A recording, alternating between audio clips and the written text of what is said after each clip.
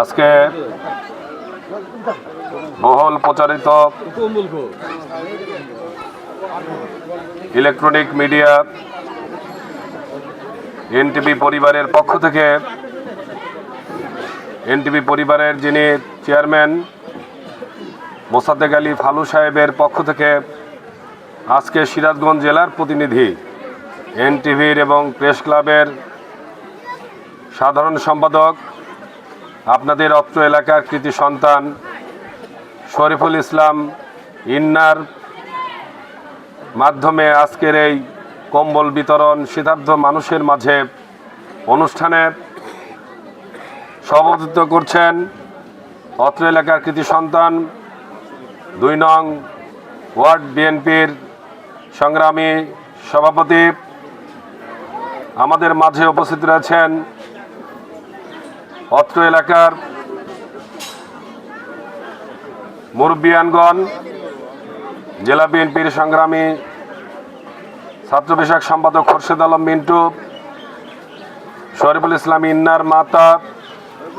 সাবেক কাউন্সিলর বেগম খদিজা মান্নান সহ জেলা ছাত্রদলের সাবেক সাধারণ সম্পাদক জেলা বিএনপির অন্যতম নেতা আসলাম উদ্দিন এবং অত্র এলাকার নেতৃবৃন্দ কৃতি সন্তানেরা উপস্থিত আমার সামনে, অনেকেই পিতৃতুল্য এবং মা বোনেরা, সবাইকে আমার ব্যক্তিগত পক্ষ থেকে, আমার পরিবারের পক্ষ থেকে, সিরাজগঞ্জ জেলা বিএনপির পক্ষ থেকে এবং এনটিভি পরিবারের পক্ষ থেকে আপনাদেরকে শুভেচ্ছা জানাচ্ছি। সেই সঙ্গে কৃতজ্ঞতা জানাচ্ছি এনটিভি পরিবারকে আমাকে এখানে প্রধান অতিথি করার জন্যে। আজকে এই যে এনটিভি পরিবার শুধু তারা দেশের গণমাধ্যমেরই ভূমিকা পালন করে না, শুধু তারা মানুষের যে বিবেক, সমাজের যে বিবেক, সেই বিবেক মানে যেভাবে তারা মানুষের মাঝে মানুষের যে কথা, মানুষের যে সংবাদ, মানুষের যে চাওয়া প্রত্যাশা, সেইটি তারা শুধু প্রচারই করে না, আজকে প্রমাণ করলো এই সিরাজগঞ্জে যে শীতার্ত মানুষের মাঝে আজকের এই কম্বল বিতরণের মধ্য দিয়ে যে তারা মানবিক কাজেও তারা অনেকাংশে এগিয়ে রয়েছে। এই জন্যে আমি ইন্নাকে এবং অত্র এলাকার যারা কৃতি সন্তান রয়েছেন আপনাদেরকে ধন্যবাদ জানাচ্ছি যে এরকম একটি সন্তান এই এলাকায় জন্ম দেওয়ার জন্যে, যিনি এনটিভিতে জেলা প্রতিনিধি হিসাবে রয়েছেন, জেলা প্রেস ক্লাবের সাধারণ সম্পাদক হিসাবে নিয়োজিত রয়েছেন।